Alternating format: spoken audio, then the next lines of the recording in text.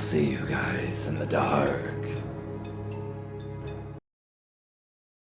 I haven't always made the best decisions. I can be a bit impulsive, impatient, and above all, cheap. Such decisions have left me in some questionable situations, but despite my propensity for being absolutely stupid, I'm still kicking, and that's what really matters. The circumstances of my, let's call it, decisiveness, have led me down a few interesting roads, literally and figuratively, and one of those roads is the one on which I decided to park on a cool fall night. For a bit of context, this story happened a few years ago in a large American city during the Kia carjacking TikTok craze. Naturally, just before the craze began, I traded my totaled 2010 BMW for a 2020 Kia Forte.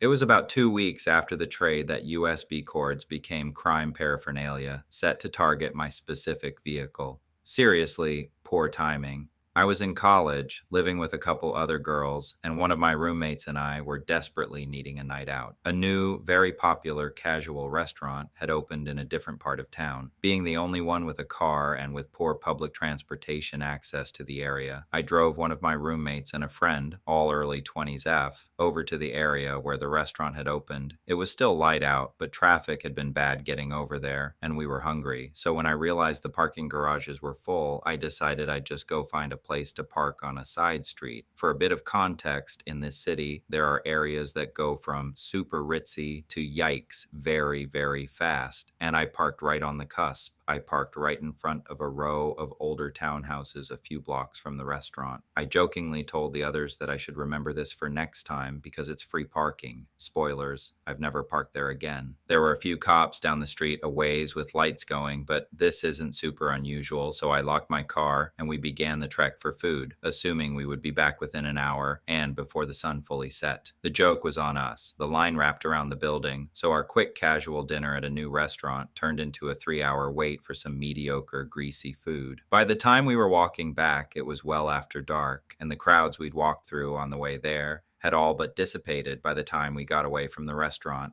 I quickly realized my parking mistake as a very obviously strung out man began to follow us. He was yelling something unintelligible at us, but the drugs had left him rather uncoordinated, so we picked up the pace and put a sizable distance between us and him. The mood lifted after we lost him. The third girl with us had apparently been entirely oblivious to the situation and was utterly confused as to why we had begun nearly running. Frankly, I'm really glad we encountered that man because perhaps it put us a little more on edge for when we encountered the bicyclist. None of us noticed him at first. He was a scrawny guy, but young, no helmet and dressed in all black to include a black backpack. He was standing on his bike pedals and focused straight ahead, but that isn't what really stood out. What really stood out is that the bicyclist had started making large circles around us. I can't say for certain when it first started or when it clicked that the same guy had made several sweeping circles around us, but gradually, as we made our way towards my car, the circles became smaller and smaller, almost as if he were hurting us. This was not some drunk, strung-out junkie on the sidewalk. This was calculated. We turned onto the street where my car was parked, and with the onset of night and a noticeable lack of street lamps, the neighborhood no longer simply looked old, it looked forgotten. My car was in sight now, and our jokes had long since ceased. We were moving as a collective as quickly as we could towards my car. I had my keys out and was about to hit the unlock button so we could run the rest of the way to my car. I had it planned in my head. Get to the car before the circles got any smaller. But wait, what had just moved beside my car? I couldn't exactly see what was beside it, but in the faint light cast from a nearby porch lamp, I could tell there was something beside it. Thinking quickly, I moved my thumb over to the lock button because I knew it would cause my car to flash its lights and honk.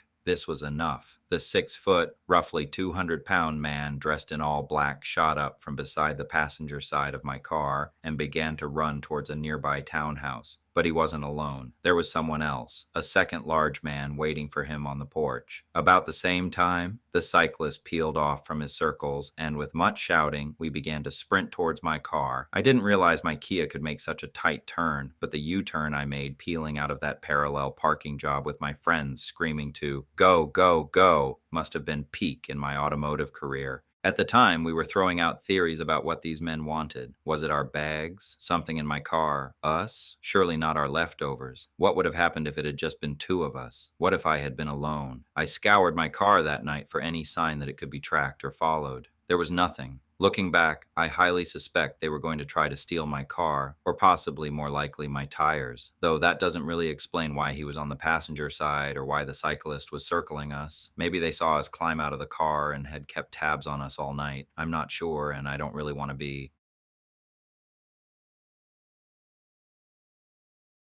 I was coming back from my aunt's house in a small town that has less than 1,000 residents. I needed to go to the supermarket to buy some essentials like water. On the way back, about 30 minutes from the city where I live, there is a small mini market located next to a car wash right at the entrance of a town that I passed through to return home. Outside this mini market, the parking spaces are very tight. There are about 16 spots in total, 8 on one side and 8 on the other. I went inside, took a few things, and went to pay. I stayed there for maybe 3 or 4 minutes. When I came out, I noticed that a gray car was parked in the lane right in front of my car, which prevented me from leaving the parking lot because the only way to exit is by reversing. My car was not the only one blocked on my right. There was another car, and its owner was probably still inside the store. I went back inside and spoke to the cashier, explaining the situation. She then told a coworker, asking her to walk around and check if anyone owned a car of that same color and model. I went back outside and waited for the owner of the car blocking the way to come out. About 3 minutes later, someone behind me said, "Whose car is this?" When I turned around, I saw a very tall guy, around his 30s, and I immediately understood that he was the owner of the other car that was blocked by the gray one. I told him that I was waiting for the owner of that car. He replied in an annoyed tone, "How can someone even park like this?" I could only nod, confused by the situation. He then moved and took a picture of the license plate of the car that was blocking us.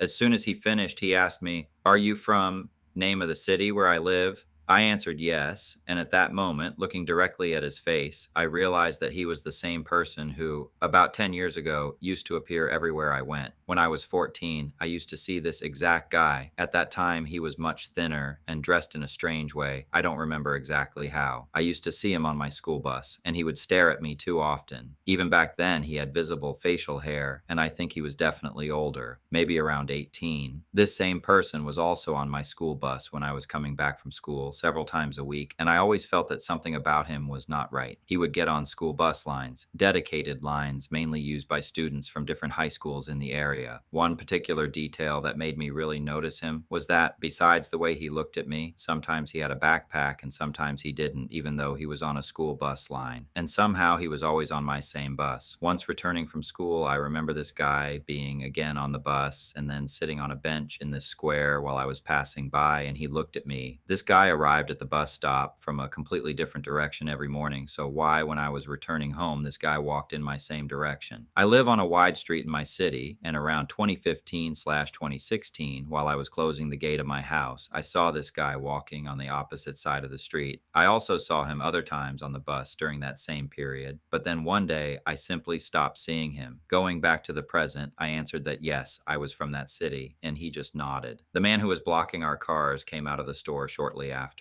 He was a man with white hair, wearing a black leather jacket, with a slight hunch and a strange way of walking. The guy next to me, once the man approached the car, asked him if he thought it was normal to park like that. The man apologized, saying he was in a hurry, got into his car, and quickly drove away. After the way was finally clear, the guy said, "I don't know what to tell you," and laughed with a slight smile. Then he said goodbye and drove away as well. Now, I don't know if this is just a huge coincidence, but there are two possibilities. This is simply a massive coincidence, especially considering that we are about 40 minutes away from the city where I live, and apparently this guy lives. That morning, I left my house around 9 a.m., while at that moment it was around noon. If after more than 10 years, this guy who I am 100% sure is the same strange person who used to follow me and stare at me when I was in high school is somehow still following me, then it means he was incredibly lucky that this man parked in a way that blocked both our cars, or that him and that man knew each other and the whole thing was staged. I repeat, I stayed inside the mini market for only 3 or 4 minutes, and when I parked, I don't think there was another car next to mine.